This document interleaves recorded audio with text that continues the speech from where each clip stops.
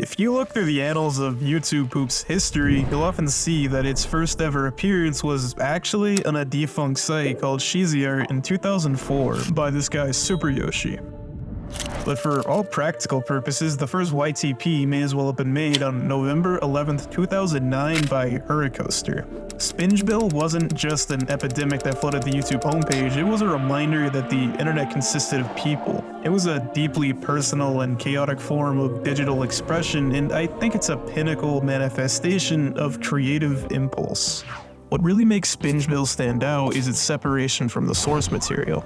SpongeBob SquarePants, initially airing on May 1st, 1999, needs no introduction.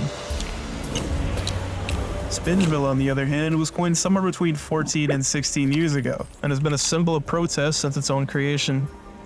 You're probably already familiar with YouTube Poop, a genre of remix culture that turns mundane footage into something that makes no sense. A genre that has also been notoriously difficult to facilitate in the world of expansive copyright law.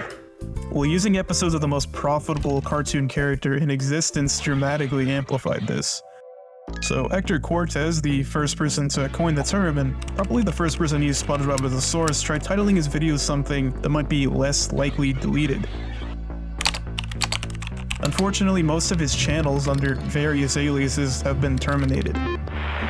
The name change was a great way to add a distinctive flair, but it wasn't exactly a foolproof method to bypass copyright detections. Videos uploaded to YouTube get scanned against a database of audio and visual content. The Content ID system implemented to hinder copyright infringement has been the community's biggest nemesis. Countless YTPs have been ripped from the platform by Viacom, Nickelodeon's parent company. In fact, they're such a scourge that people took it upon themselves to complain about them in their YTPs and re-upload videos that had been previously taken down. For a lot of terminally online kids growing up in the 2000s, this was a soft introduction into the world of corporate greed. It was tarnishing the videos we loved watching, but the uploaders were fighting back. I have no soul. These were sacred grounds that Viacom were encroaching on, and no matter how many times the algorithm flagged these little pockets of mayhem, the more they would reappear. If the last few years have been any indication, content theft has been surprisingly profitable for some sizable influencers. Getting an upload to even survive with an IP as mass-encompassing as SpongeBob, though, is tricky. But the steady advancement of prosumer editing software lended creators an arsenal to innovate. It became commonplace to use Sony Vegas, and the idea of using anything like Movie Maker was scoffed at. Plugging in random effects to your videos was a great way to bypass the automated reviewer, but it also made them way more visually interesting. It was no longer SpongeBob, the heavily marketable object. It was Spingebill, the resilient, non-compliant movement that Viacom could never really snuff out. A lot of the more readily cataloged videos start to coincide with a major renaissance in YTP adaptation. The jokes were more layered. Great. Sentence mixing started to become a bigger deal. Here cracks for the children. Get high. And it got way trippier. I remember being amazed by this stuff as a kid. We had trailblazers like Link on Drugs, Barney is Perverted, William, Side of Delirium, Sin Tragedy, and infamously, Awful Fawful start to come up. Everything felt so fresh. They had their own spins on everything. It all felt so edgy and mesmerizing, like something you'd see at 2 a.m. while watching Adult Swim, or in some twisted fever dream. One of my favorites is probably Sin Tragedy's Canned Bread YTP.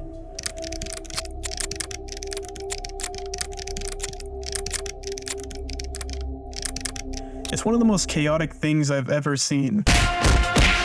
And with a runtime of over 11 minutes, it never really runs out of ideas. It goes from abstract and joke-heavy to visceral and manic on a dime. It's like a splurge of incongruent ideas just blasted onto a YouTube canvas.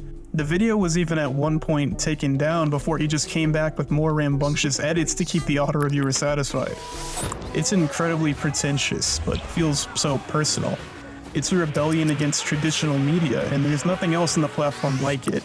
It's clear he didn't make the video for the sake of the viewer. He made it for himself. I love all the little imperfections, like the way the masks don't always line up with the characters. It's charming in the same vein a GIF VHS overlay is, where it's clear you've tried to condense a memory or idea into something that can't fully articulate its glory. They're little reminders of how arduous it can be to make your own little world out of something so meticulously constructed to live in its own. you know, sometimes you have to do things and you have to upload them. I have to have this video on my channel. Sin Tragedy re-uploaded Cold Case of the Canned Bread in 2016, and what a spectacle that year was.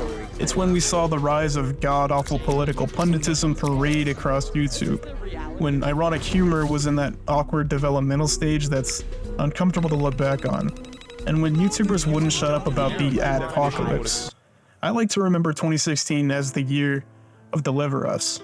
You've probably seen this video, and if not, then you haven't experienced everything YouTube has to offer.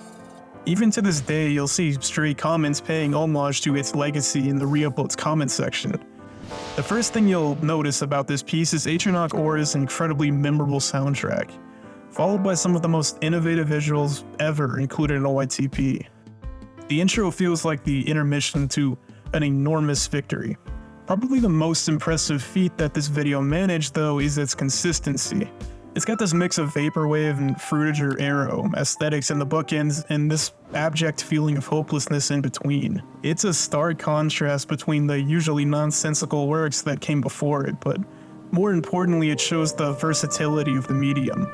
Awful Fawful went all out here in what basically amounted to 8 minutes of magic to my underdeveloped brain. People can replicate this video on a technical level almost verbatim in After Effects, the same way a modern VFX artist can to something that was groundbreaking in the 1950s. What we can't do is replace the environment it was created in. Things like the exact copy of Vegas used in Fawful's headspace are what propelled this masterpiece into existence. But the execution would never feel the same if Spingebill wasn't such an effective analog, where you're forced to put all these pre-made pieces together into something that's truly yours. It basically forces you to think outside the box. Paired with an outreach of the online world, it indicates our creative potential. Even in all its style and cohesiveness, there's little cracks of spontaneity, mistakes, things that don't contribute anything narratively, poorly lined up masks. This video was Fawful's magnum opus, at least from an editing standpoint. His timeline of uploads tells us a story of its own, each one having some major improvement tacked onto it. Even if they were made by a goofy teenager, it doesn't really devoid them of any meaning. It just becomes a reflection of the era it was made in and the person living in it. All of these YTPs are like digital time capsules.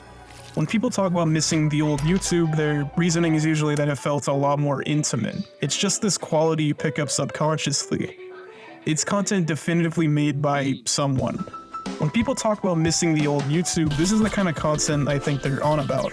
When you're running with an IP that's nearly impossible to profit from, at least in this context, money ceases to become an incentive at all.